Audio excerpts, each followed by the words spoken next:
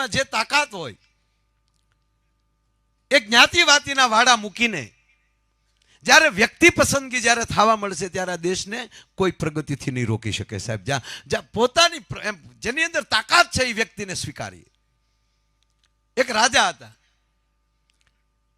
એ રાજાને એક દીકરો સાહેબ, પણ ગાદીએ બેસાડી શકાય એવી એની મનોસ્થિતિ નહોતી એ બાળકની, એને દીકરાની. એની સામે કુટુંબનો દીકરો હતો, એ રાજા કરતા 10 ગણો ગુણવાન હતો. પણ રાજાને એમ થતું હતું કે ભાઈ આ જે ભલે ગુણવાન નથી પણ મારો દીકરો છે, આને મૂકીને મારે બીજાને ગાદીએ બેસાડવો કેમ? રાજાને વિડંબણા થઈ અંદર. પછી રાજાને પોતાને ખબર કે મારા ગયા પછી રાજ સંભાળી નહીં શકે, એ રાજનું રક્ષણ નહીં, પોતાનું પણ રક્ષણ નહીં કરી શકે.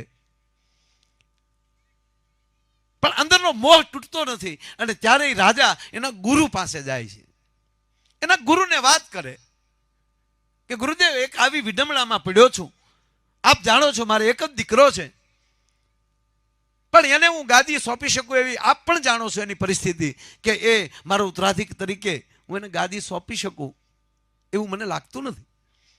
એ રક્ષણ નહીં કરી શકે, એનામાં તાકાત નથી, એમાં આવડત નથી. કુટુંબનો છોકરો છે, તોડી નાખે એવો છે, પણ એ મારો નથી, મારા પરિવારનો છે, તો અમારે આખી પાખી ફરી જાય, મારું શું? ત્યારે સંતે બહુ સારો દાખલો આપ્યો કે મહારાજ, તમારી અંદર કોઈ બીમારીની ગાંઠ હોય તો એ ગાંઠ તમારી કે કોકની? કે મારી. તમારી અંદર જે ગાંઠ જે છે બીમારીની, એ તમારી જ છે ને? કે હા. તો તમારે એને કાઢવી પડે છે કે નહીં? તમારું હોવા છતાં ખરાબ છે એટલે કાઢી નાખવું પડે કે નહીં? કે હા. વૈદ જે દવા આપે છે એ તમારી કે કોકની? કે કોકની, બહારની.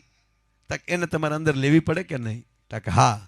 બસ માણસમાં એટલું જ આવી જાય કે જેની અંદર તાકાત હોય અને જેની અંદર તમામ કરી છૂટવાની તાકાત હોય, એને જ્યારે જવાબદારીઓ દેવા મળીએ ને પછી કહેવાય ગયું એમાં કોઈ દી વિકાસમાં તકલીફ પડતી જ નથી. પણ જ્યાં પોતાનો સ્વાર્થ જ્યારે આવી જાય છે ત્યારે મોટામાં મોટી તકલીફ થાય છે. અમે કાયમ માટે આ પ્રોગ્રામ, હમણાં જ અહીંયા પ્રોગ્રામમાં પણ હું આવ્યો, લગભગ કોઈ દી ચૂંટણીમાં ક્યાંક ગયો 3 જણા સિવાય, ભલે ત્યાં ભલે પણ ગયો પણ અમે ત્યાં ડાયરો જ કરતા આવે ત્યાં સુધી અમે પ્રોગ્રામ ચલાવતા. ઊભા મનમાં ફાવે જ નહીં કાંઈ. અમે બે તમે મને હાર્મોનિયમ ને તબલા આપી ગયો, સવારના 4 વાગ્યો મારા બાપ નામ કોઈને ખવવા દઉં, અંદરથી કોઠા જ ફૂટે ડોહા. કારણ કે એ મારો વિષય છે. હવે એમાંલી મને કોઈક એમ કહે તને ટિકિટ આપીને તું ધારાસભ્ય, ન કરાય મારે. એ ધંધો જ ન કરાય. મને ખબર નથી વિધાનસભાના વ્યની અને હાચે કરીને મારે 5 વર્ષ બગાડવા શું કામ જોવે? એમ જેને જે ફાવતું હોય એ કયો, એ ધંધો કરો. બધાયમાં ઉંબળિયા આપણે ભરાવી ન શકાય. આપણે હાલો કોઈ પ્લેન આપી દીધું કે હેલિકોપ્ટર આપી દીધું કે હાલો ઉડાડો, તો હું ઉડાડી નાખવાનું? ગોબો પડી જાય આપણો ને આપણો તે. સાયકલ શીખતા પડીએ ને તો ખાલી ગોઠણ જ સોલાય, મોટરસાયકલ શીખતા પડીએ તો કોણી જ સોલાય, 4 વ્હીલ શીખતા કોકને ભટકાય તો વધીને કપાળ. પણ હેલિકોપ્ટરમાં પડીએ ને તો કાંઈ ભૂકો કાંઈ મળે નહીં સાહેબ. જેટલી મોટાઈ કરવા જાય ને એટલા નીચે પડવાની તૈયારી રાખવી પડે. એમાં આપણને ખબર હોવી જોઈએ, એમાં આપણને સમજણ હોવી જોઈએ. એનો એક બીજો દાખલો, પછી મારે 2 જોક્સ કહેવા.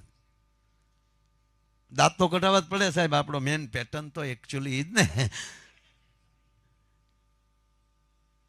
પણ ખરેખર અર્જુનભાઈ મને હરખ બહુ છે.